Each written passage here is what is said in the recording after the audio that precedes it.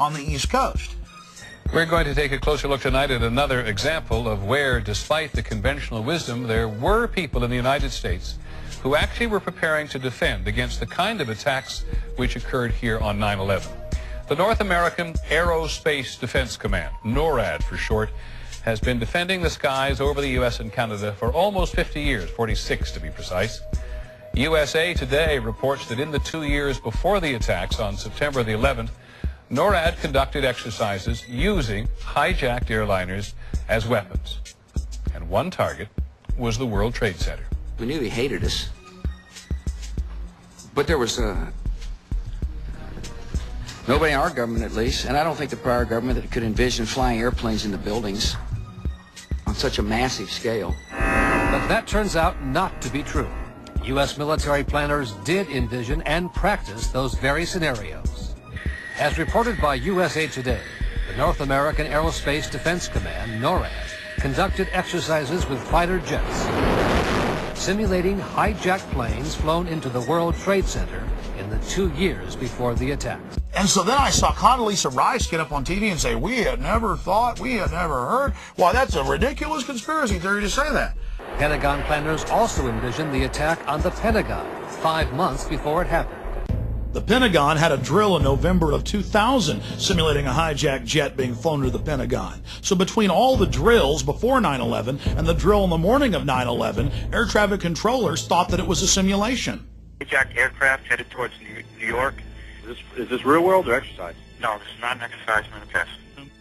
And now respected rescue workers who worked the World Trade Center site say that they found 3 of the 4 data recorders and were ordered to load them on FBI vehicles and keep their mouths shut. Why would the feds want to cover up what was on those recorders? Thousands of years ago, when a crime was committed in Rome, the judges would ask one question, qui bono, or who stands to gain, who profits? And when we look at 9/11, the answer is clear. Let's look at what the Bush family was doing in the days before 9/11 and on 9/11, and it's quite revealing.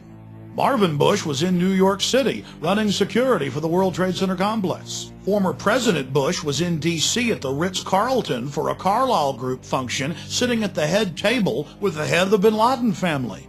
2 days before 9/11, Governor of Florida, Jeb Bush, declared unprecedented martial law in Florida.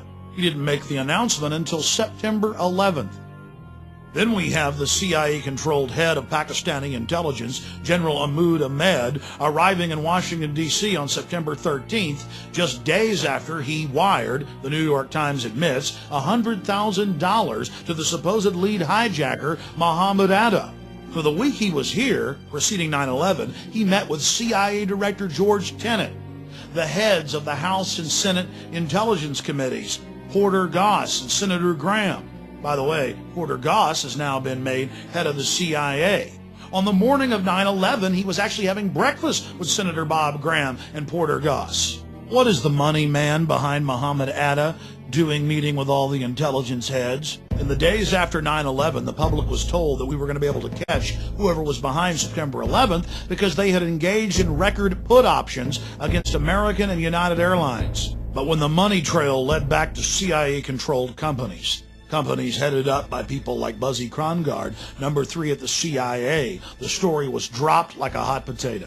But that doesn't stop Buzzy from still going public and defending people like Osama bin Laden. He's told the Times of London and many other publications that we should just leave Osama bin Laden alone. Let him go free, that we've got a problem if we want to capture him.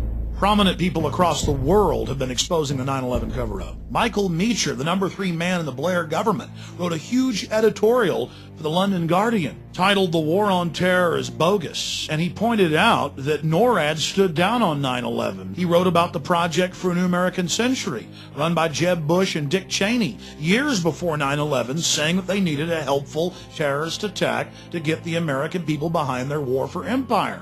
Meacher concluded his article by saying, if the U.S. government didn't engineer the attacks, they certainly knew about it. Andres von Bülow was German defense minister and German technology minister. I interviewed him on my syndicated radio program, and he said there's no way Al-Qaeda carried out these attacks. Only the military-industrial complex could pull it off. But here's one of the biggest pieces of evidence. You all heard them say that a paper passport fell out of one of the towers and was picked up by a police officer on the street. This plane flies into the building, explodes with jet fuel out of the guy's jacket, goes through the fireball, through the side of the plane, out of the burning building, out of the fire shooting out, and comes down to the ground unscathed. But something happened. For 6 months they reported they had this passport. Boy, we've got it, we've got the proof. And then the guy stood up and was alive in the Middle East, and they pulled it and said, oh, that was a mistake. He wasn't a hijacker, and the story just disappeared of the passport. Because believe me, this establishment could care less about you. The EPA found all the asbestos. The EPA, guys, said that there was asbestos and people were getting sick, and there was going to be $90 million for the police and firefighters for medical treatment. And Bush came in and had that blocked. Now that's mainstream news. And now of the 14 search and rescue dogs, 8 of them have died from cancer. In summation, it's important to note that we only covered a tiny portion of the facts and evidence that clearly shows that 9/11 was an inside job. Number one, the official story of 9/11 has been completely disproven.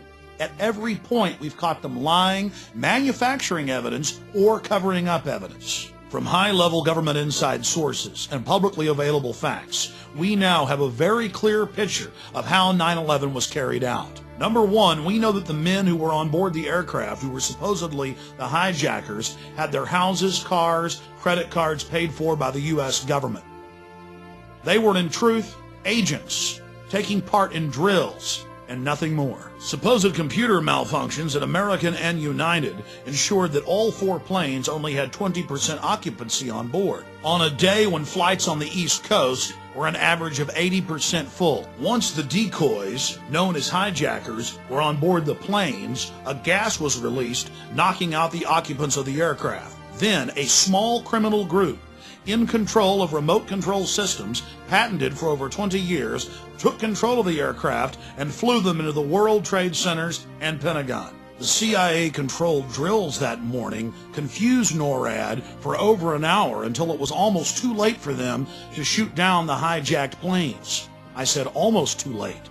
When they did find out, Dick Cheney wouldn't let the planes fly over 350 miles an hour, so 3 of the aircraft were able to hit their targets. The 4th wasn't able to because our sources in the Pentagon have told us generals didn't follow their orders and had Flight 93 shot down.